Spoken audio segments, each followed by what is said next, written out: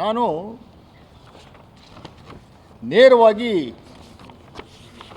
DGP ಅವರಿಗೆ ಪತ್ರವನ್ನು ಬರೆದಿದ್ದೀನಿ. ದಯಮಾಡಿ ಇವನ ವಿರುದ್ಧ scheduled caste and scheduled tribes prevention of atrocities act 1989 under section 3 ಅಡಿನಲ್ಲಿ ಕೇಸ್ ದಾಖಲಾಗಬೇಕು, ಕೂಡಲೇ ಅರೆಸ್ಟ್ ಆಗಬೇಕು. ಒಕ್ಕಲಿಗ ಸಮುದಾಯದ ಹೆಣ್ಣು ಮಕ್ಕಳನ್ನು ಮಂಚಕ್ಕೆ ಕರೀತಾನಿವ.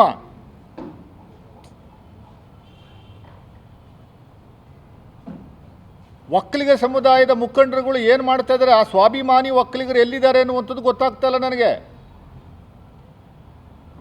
ಮೈಸೂರಲ್ಲಿ ನಾನು ಲಾಸ್ಟ್ ಟೈಮ್ 2024 ಏಪ್ರಿಲಲ್ಲಿ ಚುನಾವಣೆ ನಿಂತಾಗ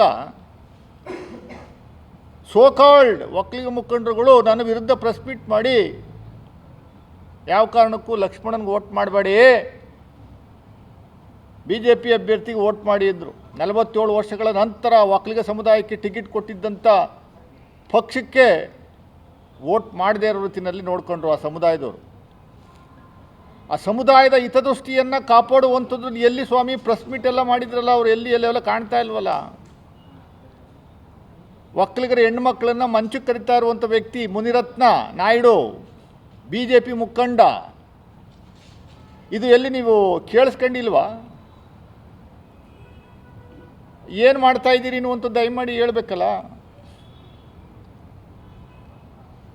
ಒಕ್ಕಲಿಗ ಸಮುದಾಯವನ್ನು ಇಂಟ್ರೆಸ್ಟನ್ನು ಕಾಪಾಡುವಂಥದ್ದು ನಾವು ಬಿಟ್ಟರೆ ಬೇರೆ ಯಾರೂ ಇಲ್ಲ ಅಂತ ಒಂದಷ್ಟು ಜನಗಳು ಕೊಚ್ಕೊಳ್ಳುವಂಥದ್ದು. ಆಮೇಲೆ JDS ಮುಖಂಡರುಗಳು ಅವರೆಲ್ಲ ಎಲ್ಲಿ ಕಾಣ್ತಾ ಇಲ್ವೇ?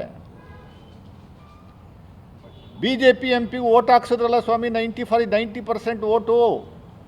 ಎಲ್ಲಿ BJP MP ಅವರೆಲ್ಲಿ ಮಾತಾಡ್ತಾ ಇಲ್ವಲ್ಲ.